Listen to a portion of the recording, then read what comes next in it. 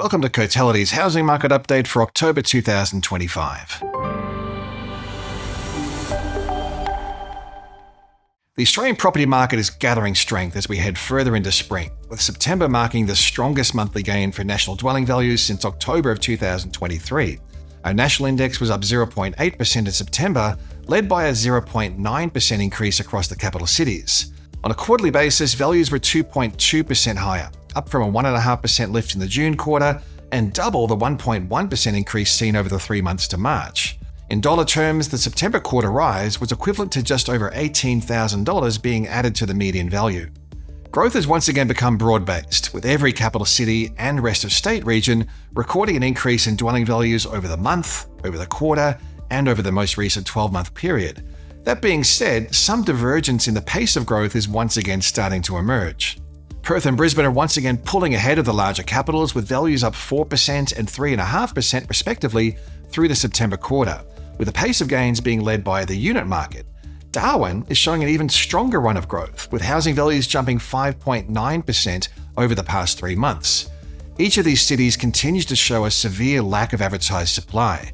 The number of homes for sale at the end of September was about 53% lower than average in Darwin, 45% below average in Perth, and down 31% in Brisbane. At the same time, estimates for quarterly home sales are tracking at above average levels, demonstrating a clear disconnect between supply and demand. Home values have risen across each of the broad value tiers. However, the strongest pace of growth has rippled from the lower quartile of the market to the broad middle of the market.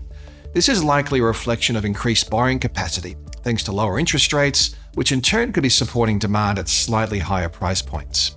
Across the combined capitals, lower quartile dwelling values were up 2.6% through the September quarter, compared with a 2.7% rise across the broad middle of the market and a 1.8% increase in upper quartile values.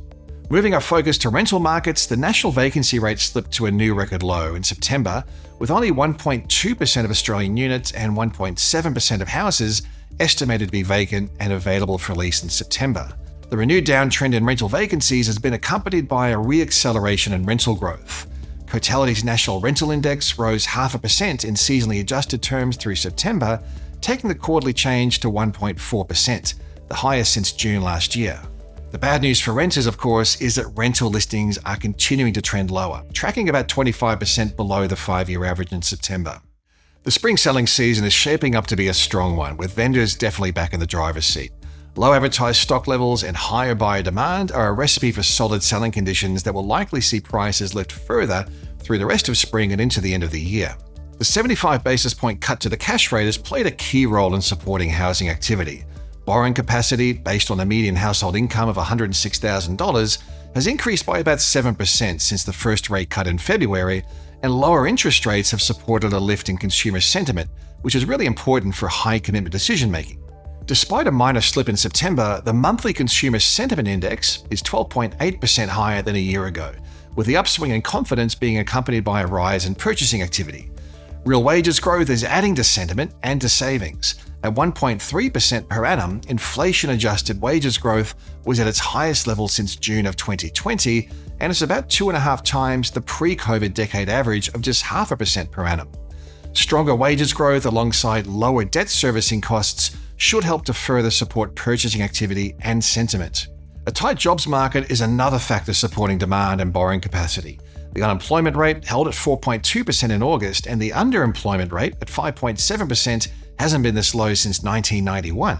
Although labour markets are expected to loosen a little, the low unemployment rate and real income growth should add to support for housing demand and higher prices.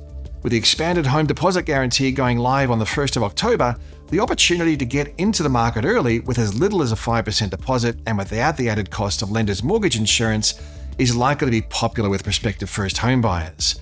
We expect to see high levels of demand concentrated around the new price caps in the coming months. We could see the value of houses in well-located areas, recently unlocked by the expanded caps, surpass the new price caps quite rapidly. As at the end of September, 50% of Australian suburbs had a median house value that was at or under the new price caps, and 93% of suburbs had a median unit value at or under the new price caps.